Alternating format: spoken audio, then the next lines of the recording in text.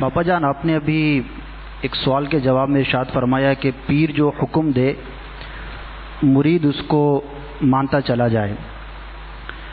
تو کیا اس میں کوئی ایسی تقسیم ہے کہ ایک براہ راست حکم ہو یا ایک عمومی حکم پیر نے کہا کہ میرا جو بھی مرید ہے اس بات پر عمل کرے، اور ایک وہ ہے کہ مرید حاضر تھا اور پیر نے کہا کہ آپ یہ کریں، تو اس میں کوئی فرق ہوگا یا دونوں طرح کے حکم کو ایک جیسا ہی ماننا ضروری ہے؟ صورت آپ کے سامنے کہ براہ راست کہا یا بالواسطہ یا بلا واسطہ، آپ کو یہ خبر مل گئی کہ جب پیر نے کہا کہ میرا ہر مرید یوں کرے تو یہ حکم ہو ہی گیا۔ اب ہر ایک کے لیے الگ الگ،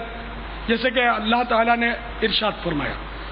تو اب یہ کہ صحابہ کرام ہی کو ارشاد فرمایا کہ نماز قائم کرو، اقیم الصلاۃ،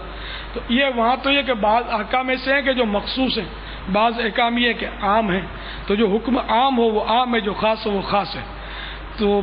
جب پیر نے یہ کہہ دیا کہ ہر مرید کو یہ کرنا ہے تو یہ حکم عام ہو گیا اور سب کے لیے یہ اس کا عمل کرنا ضروری ہو گیا۔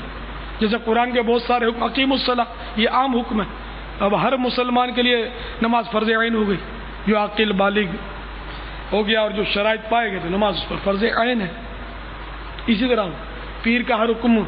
وہ حکم جس کا پیر نے کہہ دیا کہ ہر ایک کے لیے یہ کرنا ہے، یا حکم سے بھی بعضوں کا وہ پتہ چل جاتا ہے کہ یہ ہر ایک کے لیے ہے۔ واللہ تعالی اعلم ورسولہ اعلم عز وجل وصلی اللہ تعالی علیہ وآلہ وسلم۔ صلوا علی الحبیب صلی اللہ تعالی علی محمد۔